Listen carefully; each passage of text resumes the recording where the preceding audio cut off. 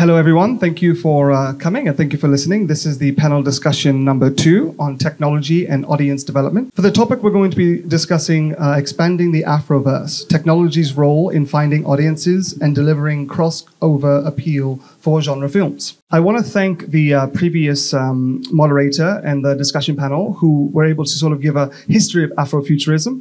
I can say that myself, my first sort of interest in it came from a 2009 short film by a Kenyan director and creator. It's called Pumzi. I believe it stands for breathe in English, if I'm not mistaken. But for me, that was my sort of intro into what it is to be focused on telling these stories of African people and the African diaspora using science fiction and sort of alternative histories to tell the stories which are far more difficult to do in the traditional means and through traditional mediums. But I have with me Yusuf Abdul Qadir, who is a creator, technology and executive producer from the States, as well as Karl Hillbrick, who is the founder of Infilmpact out of Germany. It is an EU production company that works to put women and people of color in front of and behind the camera to tell stories of the African diaspora. So I will kick it over to Karl first to sort of regard his takes on the current platforms of streaming and social engagement tools for the African diaspora. Yeah, thanks very much. Kylie, it's really a fantastic opportunity to join this panel and quite critical. We really are at a point in time and place, and we have opportunities, and the African filmmakers and African diaspora have opportunities that now are possible.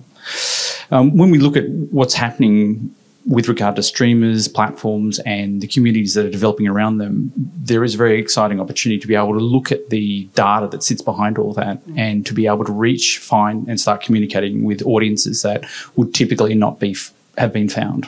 So very exciting opportunities existing, crossover appeal, genre storytelling, and so on. And we'll get into that, no doubt, in a few moments. But when we look at this, there are the usual sort of websites and so on where we can access data specifically about what specific titles, genre types are actually moving. But we can go another step further and take those social media tools and then aggregate potentially with AI tools and so on to actually start finding some real interesting data sets, particularly with regard to some of these authentic stories and where they could resonate in other communities.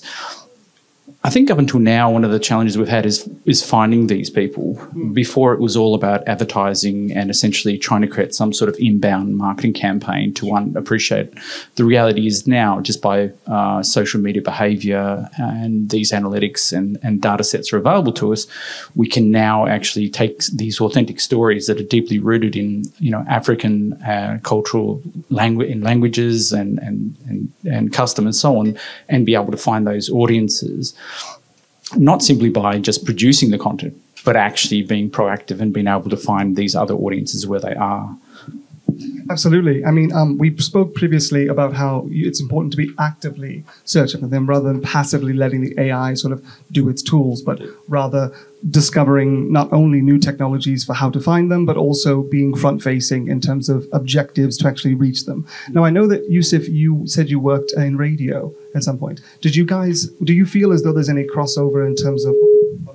Do you feel there's any crossover in terms of how to reach folks through what was considered initially traditional and now sort of perhaps a less consumed medium in terms of Afrofuturism? I mean, I'll first begin by saying, in my core of cores, I'm an Afrofuturist. In fact, previous introduction to myself is I'm an Afrofuturist, right? And so my show, which was an NPR affiliate podcast and as well as was on radio, was called Afrofutures. And so I feel like I'm home. I'm in the right location with the right sets of folks. And to your point, Karl, prior to my current film work, my day job was at Meta, where I worked on AI and creators. And so you are absolutely right about the opportunities that exist to both build an audience, to look at the data and to target and micro-target audiences, to leverage AI and to be able to be more effective in placing it. And I don't think that's too different than the kind of previous kind of radio world. I mean, it's certainly different in the dynamics that, you have massive amounts of data at the most granular levels. And so that's different. The ability to kind of be very specific and micro target is unique in this context. That's not like how radio was, right? And the kind of analog experiences of delay with respect to getting data and information from the direct source. What makes this moment, this kind of generative AI, this AI experience that we're in now, slightly different than kind of radio, is that it's not just that you can find your audience can find you. Absolutely. And I think that bi-directional relationship is a game changer. You can now be able to identify the entire stories that people want to listen to, want to read, want to watch, want to be pulled into by looking at the aggregation of the data of where their likes and where their engagement is directed towards, to be able to generate new stories and narratives from that. Absolutely. And I mean, I'm not sure if it was yourself or another individual who was speaking about the role of executive producing being not only finding the content, but now finding the modes to be able to actually disperse it, to get it out there. And I think you touched on that very, very, very well. But my concern is not only in terms of the technology, the ups when it works well, but where it may have fallen short. I know that you were speaking about the techs, the up and down nature of the technologies that have worked, and the sort of case studies of some that haven't. So if you would like to, Karl, to speak on some of those. Absolutely. Absolutely. We're on? Yep. Okay. Sorry, we're just a little bit lower than what I was expecting in terms of volume. But when you look at, the ups and downs, specifically, we have a situation where low, and we'll just go over here. One of the situations, I think, is in the past we've had film producers, film executive producers, the whole team essentially looking for those viral moments and being able to cultivate those viral moments so that they can get visibility to their project or to their title, whatever stage their project's at. The reality is that as commercialization has become far more aggressive, particularly in social media, we're now not able to appreciate those moments. And the truth is, I don't think African and diasporic filmmakers should be looking for or trying to build around a viral moment.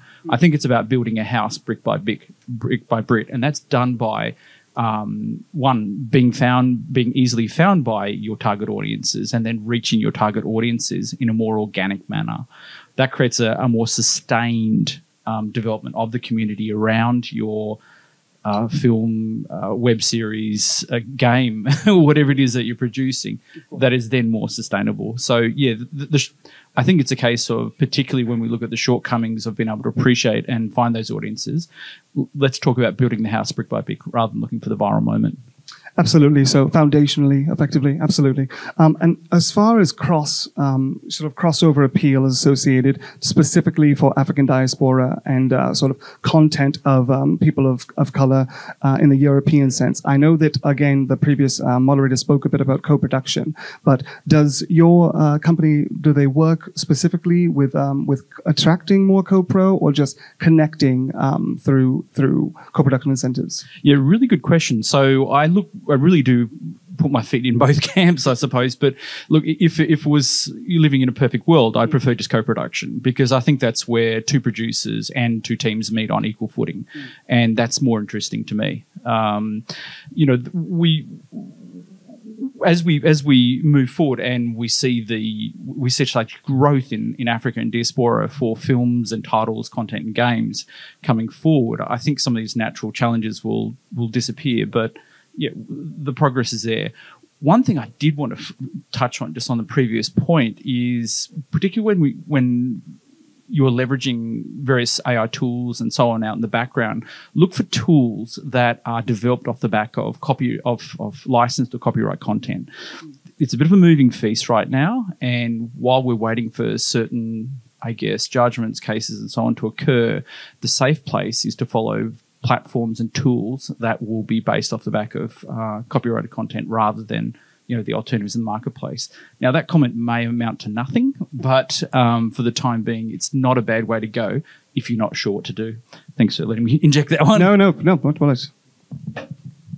And I don't know, Yusuf, if you have anything to add in terms of using what was effectively I know you mentioned that you're from New York, so I can only speak in terms of the sort of the London diasporic population, but is there much of an appetite within the North American and within the sort of Northeast for this appeal for Afrofuturism? And I can just say briefly before I let you speak on that, that I was sort of caught off guard by so many people when they saw things like Black Panther, which was spoken of also previously, the nature of that being the sort of first foyer into African futurism. Afrofuturism, I should say. But for me, it was the Blade films, which was always my favorite sort of entry to not only a lead black Marvel character, but also just the concepts of Afrofuturism. Yeah, when I was doing my show, I had an episode about what is Afrofuturism. Mm-hmm. And, Harriet Tubman was an Afrofuturist, right? Harriet Tubman was contemplating the future of Black people outside of the existence that she currently resided within. To be able to imagine that you could be free when you were enslaved is Afrofuturism. Just like imagining yourself in an alternative world. And so Afrofuturism is so profound and so transformative that I think we limit it to being science fiction. I love sci-fi. I love everything about it, but it's so much more encompassing, right? It's so much more profound. It's so much more beautiful and rich. And even the way that we speak about African diaspora is limited as well. I'm African American. My people came to the United States by way of enslavement, forced migration. I am an African. I'm a part of the African diaspora. Absolutely. Unapologetically, unabashedly, proudly. My stepfather, his family's from Puerto Rico. They're Afro-Latinos. They're part of the African diaspora. My best friends are from Gambia and Senegal and Nigeria. They live in the UK. They live in Denmark. Some live on the continent. I have friends who are from Saudi Arabia. They're originally Fulani. They're African diasporic. And so if we begin to try to expand our understandings and include more communities of who the diaspora is, I think we'll be even more successful in being able to target people and tell really more rich stories. I just want to say something quickly on the platform issues. Platform policies change. Platform priorities change, algorithms shift. I know I worked on the policies that determined the algorithms. Those shift based on how companies' priorities are. Your bet should not be on any particular platform, any particular set of algorithmic strategies, because that can change. Yeah.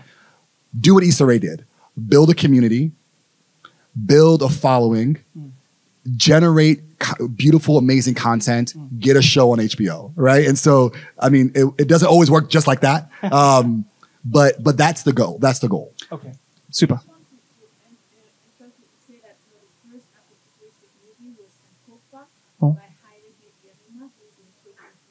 Oh, super. Oh, yeah. Cool. Yes, absolutely. I mean, there are so many unsung Afrofuturistic films that are, as I said, unsung.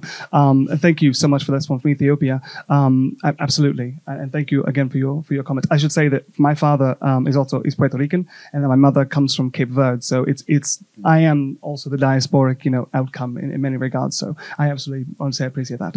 But I should say, in terms of your current documentary, Our Colors Never Fade, I was hoping you could speak on that briefly as well. Yeah, absolutely. So again, a very interesting topic. It's the role of members of the LGBTQIA plus community from Ukraine that rather than fleeing Ukraine became combat medics, snipers, so on. And the reality of this film, it's actually not about gender politics at all. It's actually about nationalism. It's about courage under fire. And so with that one, we've been, the focus is to put this in front of a mainline conservative audience.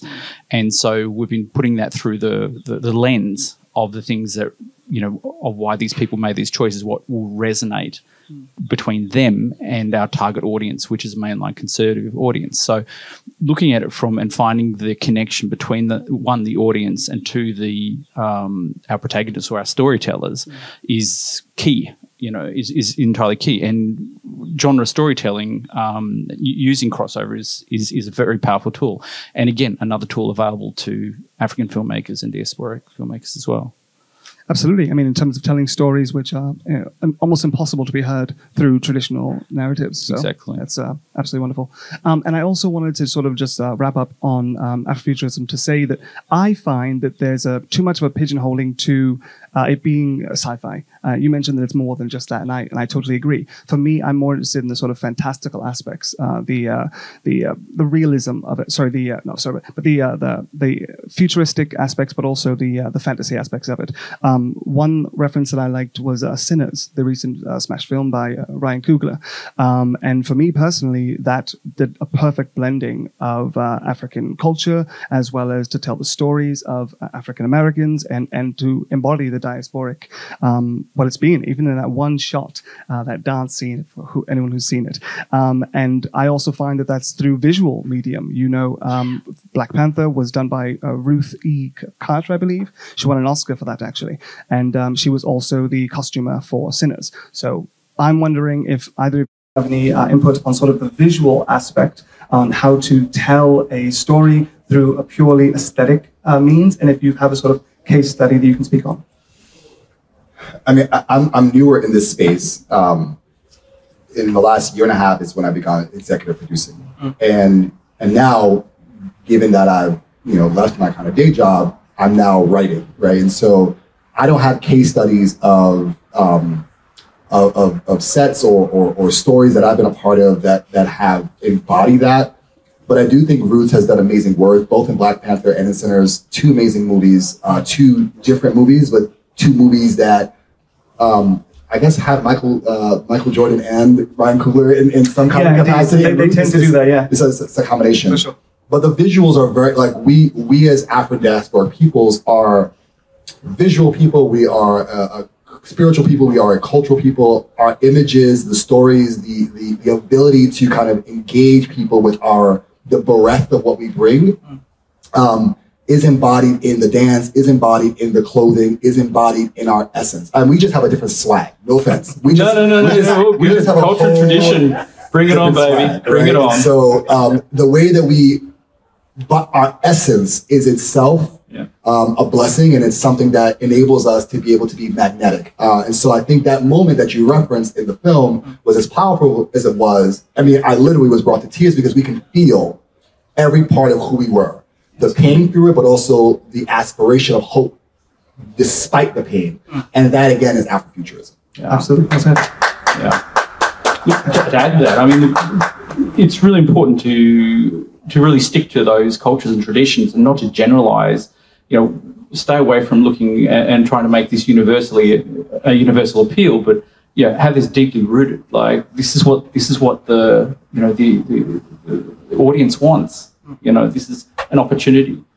In the past, we've seen too much in the way of generalization and diluting these narratives so it has some sort of homogenous appeal. But the reality is, you're absolutely right. The rest of the world are very fascinated by these traditions, cultures, visually what is happening on screen. And the only way that that's going to happen is if it's really done to its truth and it's authentic.